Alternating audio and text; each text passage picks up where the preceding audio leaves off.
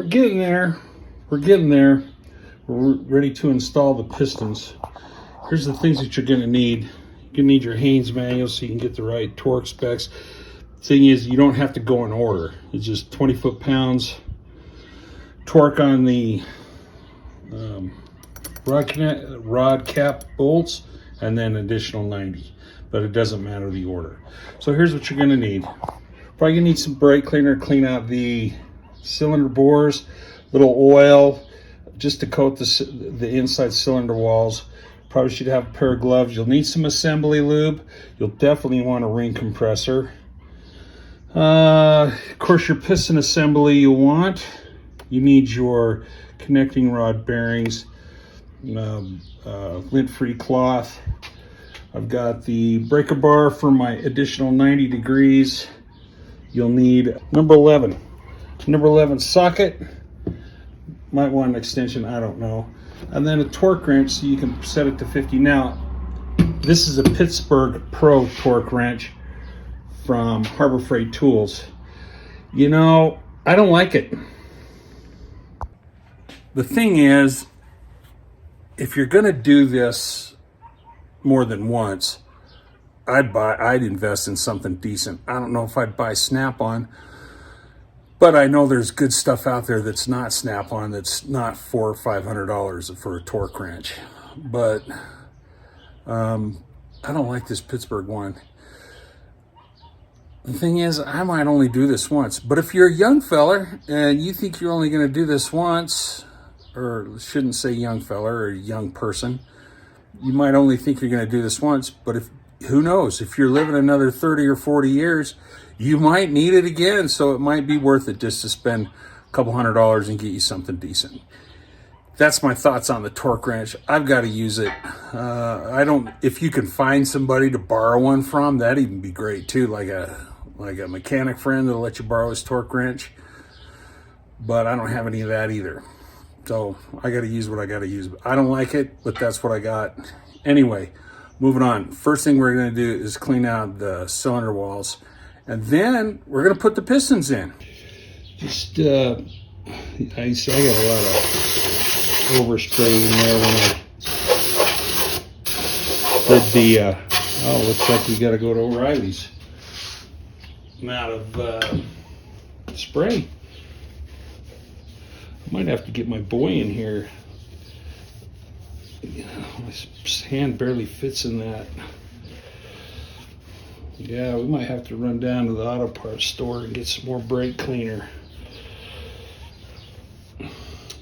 We want to get, actually I probably should be wearing a glove. We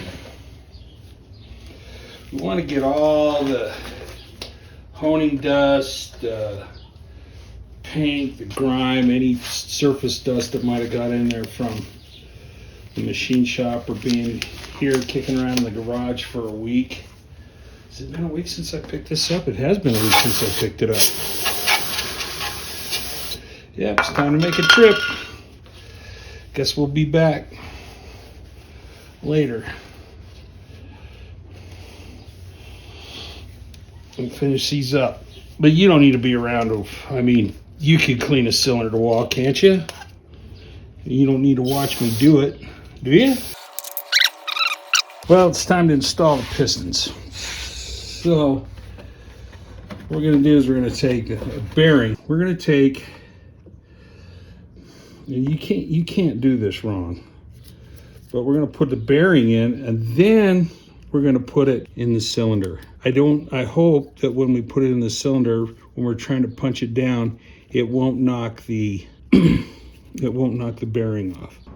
So this is our spring compressor. And what it does is it compresses the springs together so it goes into the engine. What we want to make sure is we put it in right. We want to make sure that our things are on right. So this is the front of the piston. We need to make sure our connecting rod, this is the front of the connecting rod. We need to make sure that our gaps, here's the gap here. There should be one over here, and there is. And then there should be another one here. And the oil ring, it's hard to see. but our rail is over here and we have another gap in the rail is over there, so the oil ring gap should be right there. So this piston's ready. Ring compressor, and then we compress it. I'm gonna leave a little bit out of the bottom so it can go in, so we can get it started in the cylinder. You make it pretty tight. You have to make it pretty tight. We don't want them sneaking out around the piston, because when we put it in the cylinder, we could snap it off, which I've done that. Now what we're gonna do is we're just gonna take a little bit of oil. We're gonna drop it down in cylinder number 1. We're looking at cylinder number 1 here. And you can see there's 2 sections on the crankshaft. That's the crankshaft. This section over here is for cylinder number 1, and that's for cylinder number 2, and cylinder number 2 is on that side. And I've pushed the crankshaft down, so this connecting rod, when it goes in, it won't mar up that crankshaft, because we have those journals polished. Just a little oil, not a lot, just a little. Remember, your front marks, don't forget those. So I put the engine vertical so I could drop this without marring up the side of the cylinder. Make sure that the piston's in there, and then I like to make sure this is flat against the top of this engine, because if you push this down and you have a little bit of a ring stuck out of here and you tap that, it'll snap that ring. That's how I broke that piston. We don't want to do that this time. So we're just going to go nice and easy. Make sure we don't get any resistance. Well, you know what I mean. And then it's in. And that's it. And we're going to spin it and take a look at it and get it lined up with the crankshaft.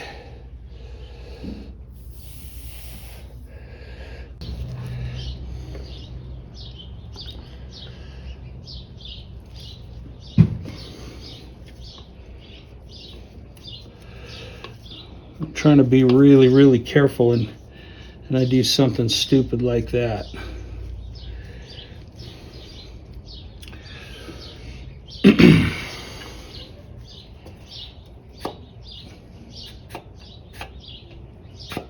So these only go on one way. They've got lines on them. And if you don't get them right, they won't match up. They just won't fit right.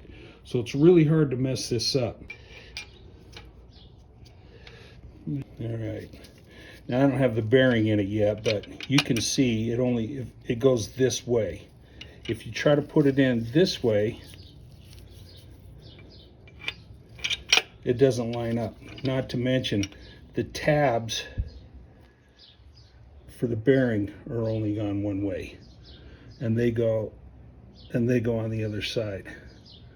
So you can't mess this up unless you don't put assembly lube on it, or you decide to skip a piston or something.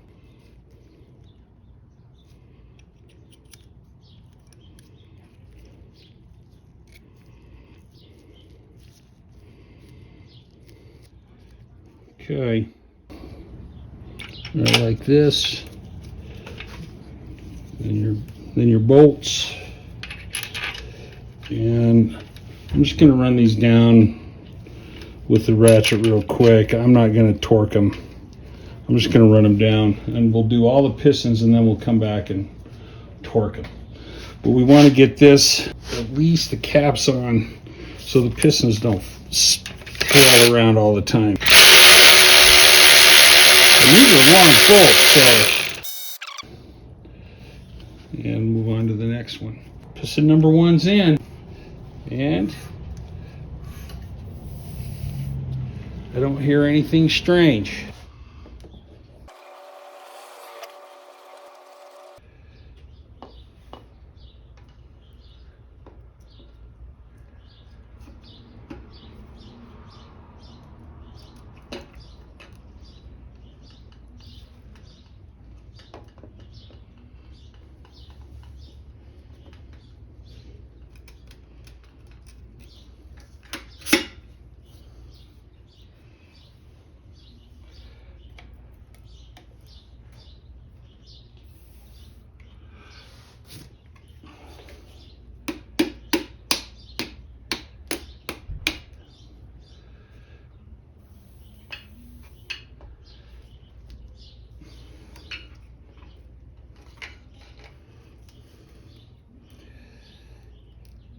See that? We don't want that. Any resistance, you stop.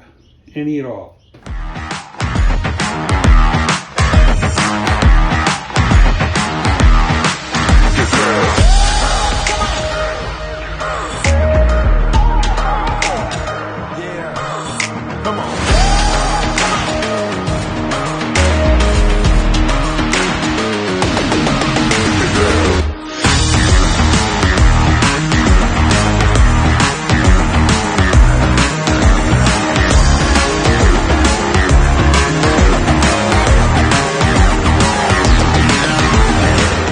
Well, I'm not really sure how long that took. Let's say maybe an hour. But it went pretty good. There were a couple times I had to stop and readjust this spring compressor that was knocking it down in the cylinder, and it would just stop. And that means like a part of the spring got between the top of the cylinder and the ring compressor, and it wouldn't let it go down. If I'd have kept hammer on it, I would have snapped that ring. So had to back it off and reset it. So right now we've got to do the torque setting. So at first it's 20 foot-pounds, and then it's another 90 degrees.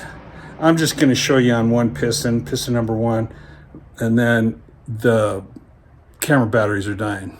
So I'll just show you one, and then it's time for the oil pan gasket. It's going pretty good. Got my really cool Harbor Freight tool torque wrench set to 20 foot-pounds, and then we do that, and then we do it another 90 degrees. That was at 20 foot-pounds. Now we're gonna do another quarter of a turn for 90 degrees. So that's just a little bit past this. Oops, sorry. And a little bit past. That should be it. Just a little bit short. There.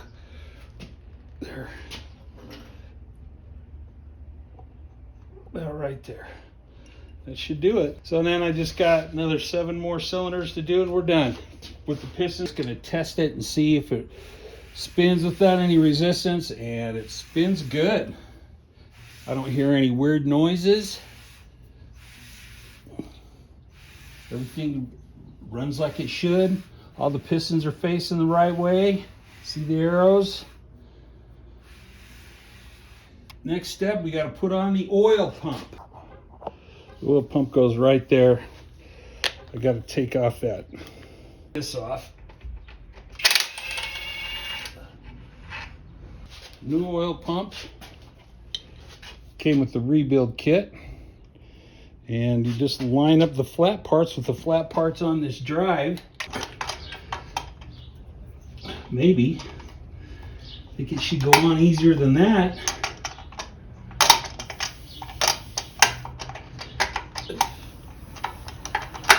There we go.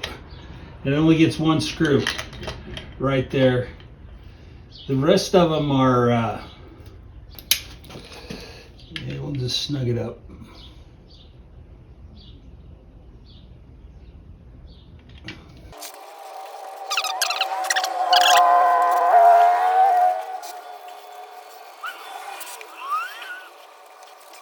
I want to be real careful with this.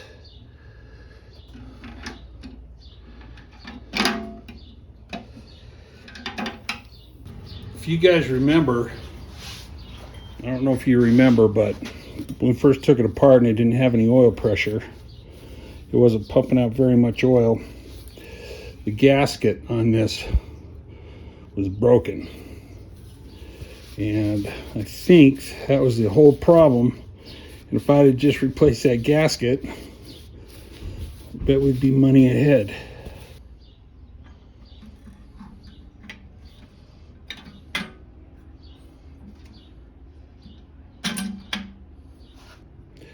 There's some bolts, I don't know where they go. I'm hoping this is the bolt that goes in here.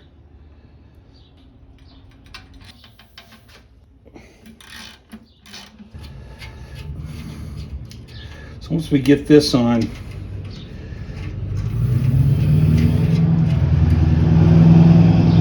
gonna pour a little bit of oil in here, not much, just some, just to lubricate that oil pump a little bit.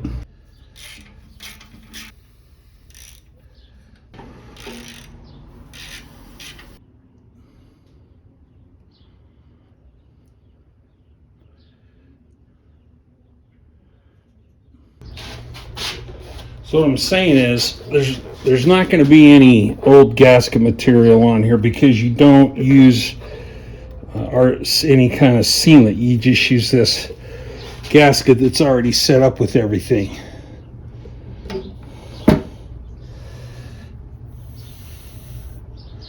So that lines up pretty good. So the bolts are all the same except for this one.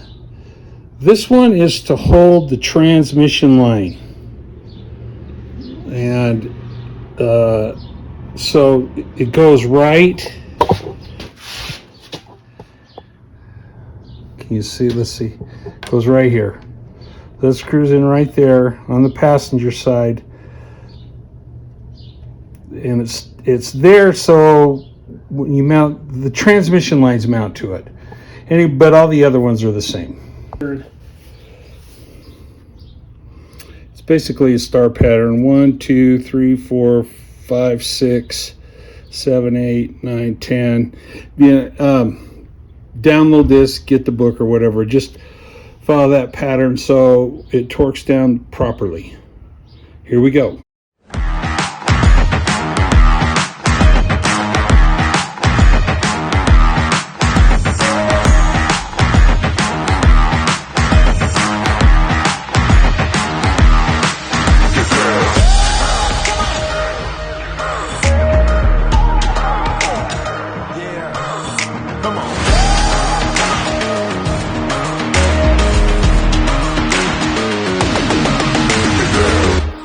Work on the top end.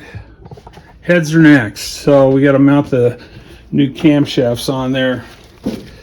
The guy on the internet, now Brian, can't remember his, you know what, I wrote it down. I got a lot. Bryan916. Watched him put his top end together, and he took his lifters and his rocker arms, threw them in a thing and filled it with oil and let them soak for a while. So that's what we're going to do. I had all these separated, but everything's new. So, yeah, and the lifters are all good. I checked them. It's in one of my other videos. Pick it up a little. This right here is the passenger side motor mount, and it's hard. I wish I had more light in here, but it only goes on one way, and the driver's side's easy to tell, but this one I was wondering if I was putting it on right, and I couldn't find any information in the Haynes manual because, well, this is the way it goes. But it could go this other way too. I mean, those bolts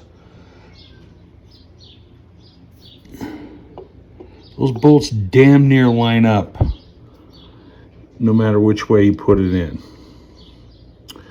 But they're just slightly off. So you turn it around this way,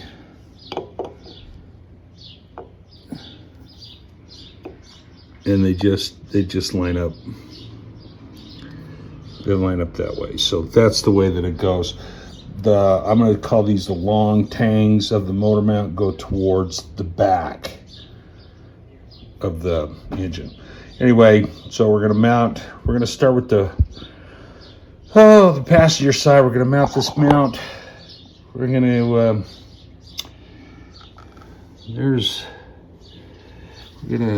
we're gonna put in the crankshaft positioning sensor, and I think we're gonna clean off. I think these are ground. We're gonna clean the paint off of those so we can mount the ground screws on it, and then we'll do the other side.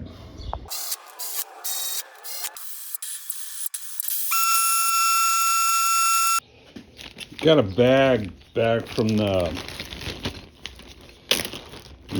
machine shop when I got my motor. Just got a bag of some screws in it that were left in the block. I don't know what they're for. The only one I know is for is this, because this was for the oil pressure testing gauge. But I'm hoping the rest of these are the ground screws. So it looks like they fit. There's the crankshaft positioning sensor. It goes right here in the block right here. I'm using the old one. It worked when I took it out. Everybody I talked to says only replace it with Mopar. Well, the Mopar one was damn near $200 for this. This worked.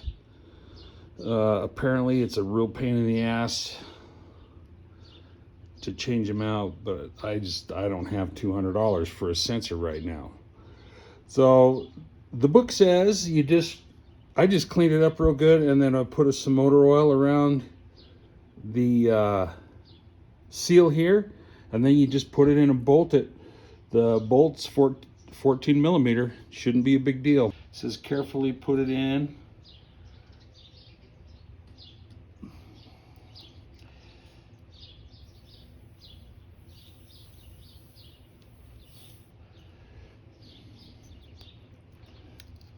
Oil pressure sending unit, we're going to tuck in right here.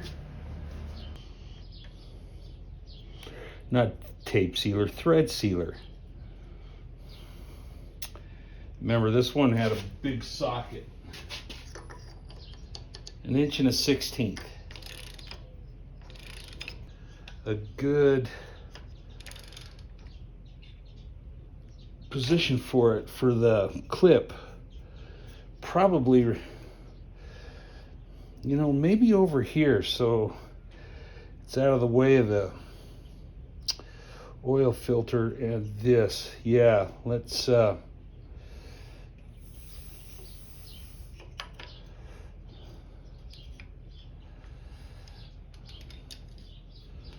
it a little bit more.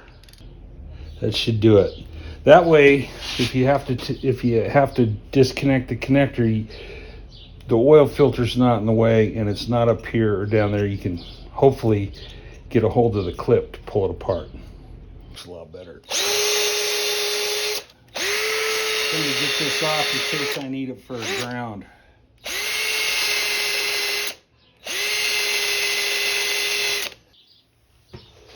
All right, back at it.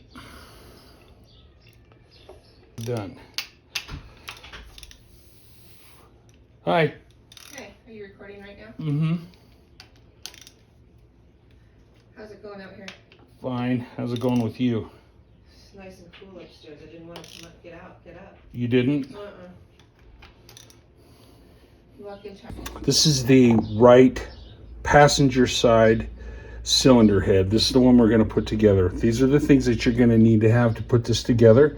You're going to need a 10 millimeter socket, some rags. This one's lint-free cotton, I hope. Some assembly lube, some brake cleaner. I've got an inch-pound torque wrench. If you're going to do this, you need to either get one of these or buy it, because you don't want, especially on this, you don't want to torque those bolts down too much. This is aluminum. It doesn't take a lot to strip that out, and if you strip one of those out, I don't know what you're going to do. Use that. Get one, beg, borrow, steal one. Don't steal one, but find one. I got my rocker arms and lifters are soaking in oil, and then I've got my end caps right here. These are cool because they're numbered and they show you what direction they go in. This is 5R, so since we're working on the right side head, and this is the 5th riser, that's where it goes. Pretty neat, huh? Get some rubber gloves and then the camshaft. And I think we've talked about the camshafts already, but once again, real quick, they come in different sizes. You can't put one on the wrong head. First thing we're going to do is put the lifters in. Before I get my hands oily, let me show you how they need to go in. This thing right here, that right there is where the oil comes through. And there's one in each one of these cylinder or lifter valleys. And then the lifters all have a hole on them. So the lifters go in the lifter valley like this. And man, can you even see that?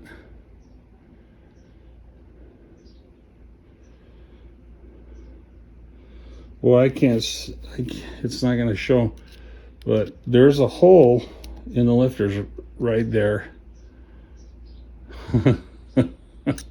Not going to see it, but there it is. Anyway, that hole and the hole in the lifter valley line up. So we're going to put some assembly lube on the end of each one of these. Okay, if you could see this right here, this sits on top of the lifter. And it's got that little oil hole in there. So this side goes on the lifter, this side goes on the spring. And they just sit on here. This goes in the front, the one with the dowel. The dowel goes in the front. You want to try to get that up at 12 o'clock. So when we put the timing gears on, you don't have to move it very much. Here we go with our cap. Arrows facing forward on the right side. I'm just going to get them started. We'll torque them later.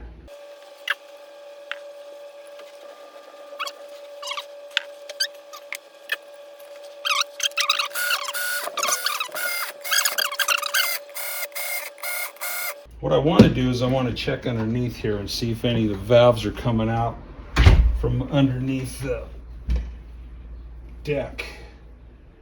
And it doesn't look like it. So we're going to torque them.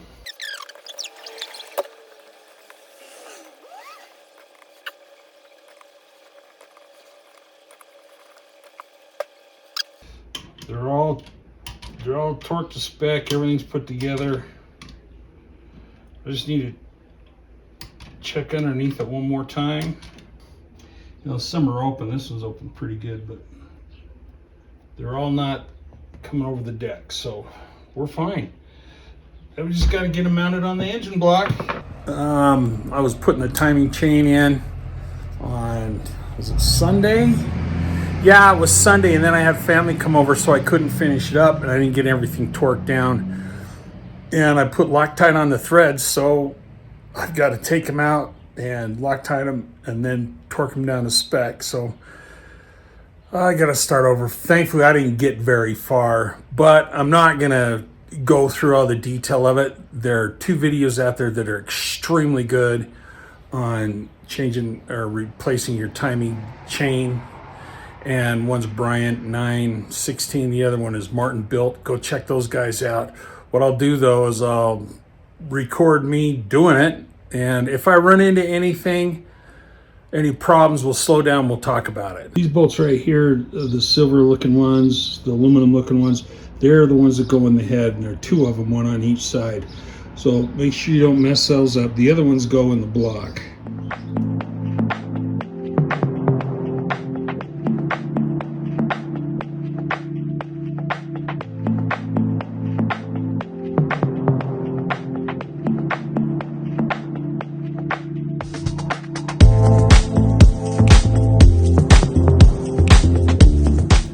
I'm not really sure why my phone keeps shutting off, but anyway, I'm putting that timing chain in. Here's a lesson I learned. This, its official name is a secondary tension arm. There's 2 of them. This little thing goes in the front. That's not what I learned. What I learned is this place here in the back, it takes this nut with the Torx drive in it. Torque size is the 30. It's the 30. The 30 works. It feels a little loose, so it might be a 30. It might, but this is the biggest one I got. So there you go. This goes in here on the secondary tensioner. This goes towards the timing chain cover. Hey guys, welcome back for the 1 millionth time to My Hobby Prison. I'm sorry, Yesterday was a fiasco. I assembled most of that engine, and you know what? I know why my recording kept quitting. And it's because my storage was full. So hopefully I got that situation fixed. Anyway, engine's almost together. I've got the top ends done. This is not connected. This won't get connected till it gets in the vehicle. But the bottom's done, the top end's done, the front end's done. Like I said, Martinbuilt does a really good job with the timing chain. But if you want a really good instruction on tearing apart this motor and putting it back together, go visit Bryan916. Here's what we've got left: valve covers and the exhaust. Once that's done, I need to get an engine hoist and take it off this engine stand, because then we need to put on the flex plate, backing plate, rear main seal, and then it's ready to go in the motor. So let's get started on these valve cover bolts. We'll do one here for you. We've got it. This is the rubber grommet right here. Got to take this off. So I just got this really tiny Phillips screwdriver, and you need to wedge it between that. I don't even know if I'm doing this right.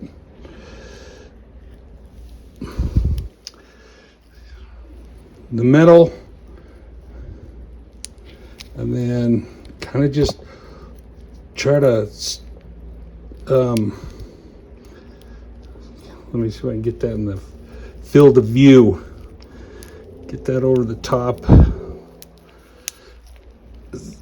There's probably an easier way, but okay, so that's off. I'm going to clean it up.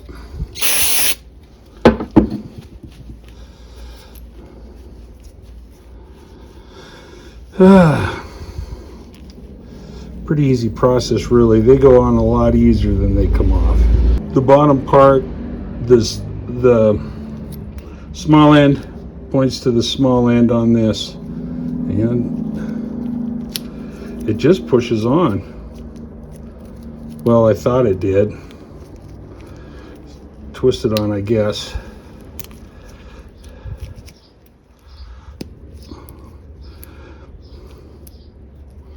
Not bad. Only took me about 25 minutes to do that. So I've only got about 1 million more of these to go. Then we can put the valve covers on.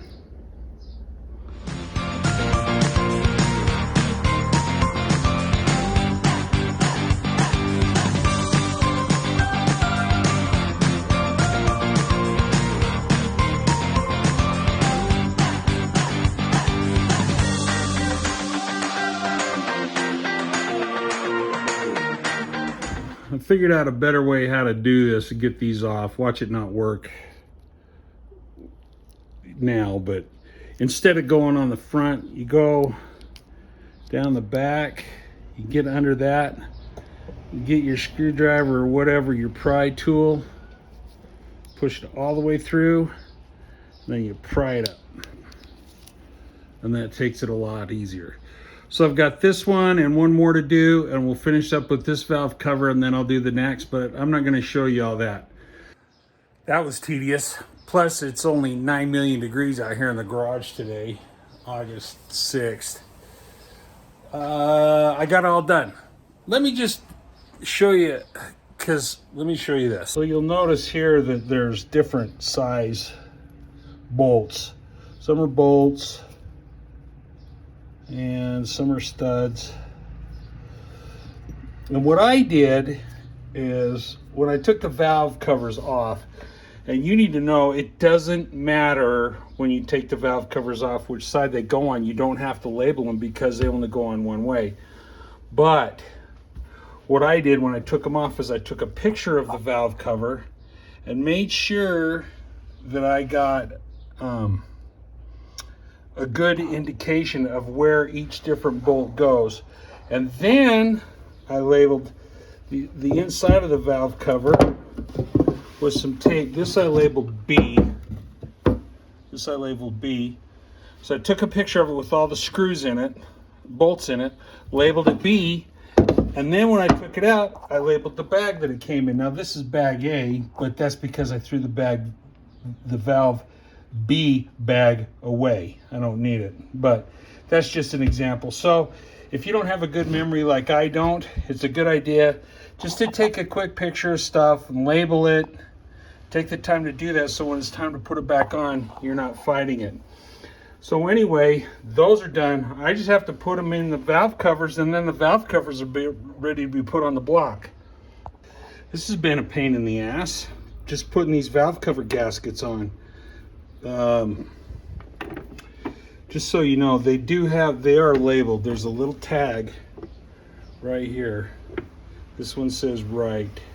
I don't know if you can see it. I don't know. Oh, there it is. No, this one says left. I know you saw that. There it is. Left. And this one goes towards the block. The rest of this fits inside there, and you just got to figure out which way it goes. And it takes a long time. It took me, well, I'm stupid, so it'll probably take you less time. Anyway, just be aware. There's a tag on it. This one says left. That means it goes to the left valve cover. This little tab faces the block. All right, friends, we're getting there. We got to put the exhaust manifold on, and then for all intents and purposes, this thing is put together. We'll wait to do the rear main seal, and we have to wait to do the rear main seal and the backing plate and the flex plate until we get this on the engine hoist. Right now we're going to do the exhaust manifold. I'll do one side. I'll show you how to do it. It'll be the same for the other side. This is the passenger side exhaust manifold. It's already been sanded and smoothed, and it's ready. I'm just going to wipe it down. Make sure the gasket surfaces are clean. So hopefully we can get a good seal. Man, I can't believe that we've come this far. The Velcro gasket, it only goes on one way. It goes on this way. You can't put this on the wrong end.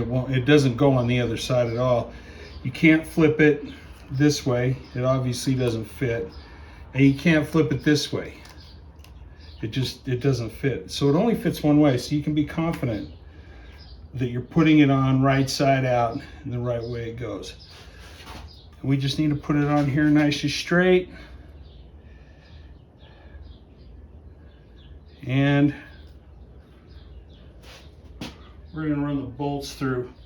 The corner bolts take a bolt with a stud on it.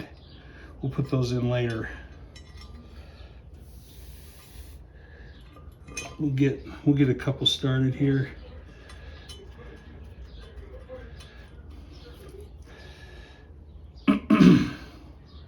Hopefully you can see what I'm doing. These are 10mm bolts, and we're just going to run them down, and then we'll torque them down. Bolts with studs on them. There's one with a short tower on it and one with a tall tower on it. This is the heat shield, and it goes on top of that, and it sits on, there's 4 of these, so there's 2 of these and 2 of those. This sits on top of those, and you'll notice one side is deeper than the other. So the short towers go on the right, and the tall towers look like they go on the left. If they don't, we'll switch it around.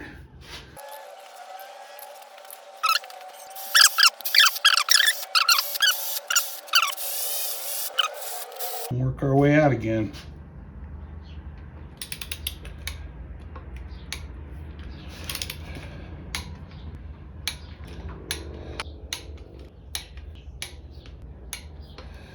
Let me just double check and make sure they're all torqued.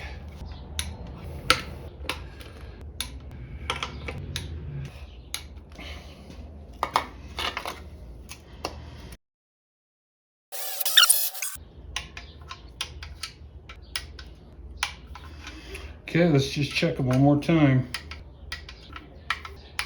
Take them back 45 degrees. So basically that's half of a quarter of a turn. So if we start here, 90 degrees would be here. So we want to go half that. So just a quarter of a turn. So it's going to be right about, let's see. This would be over here. Back that off halfway. Right there. Back that off halfway. Back this off a little bit. Back this off a little bit. Man,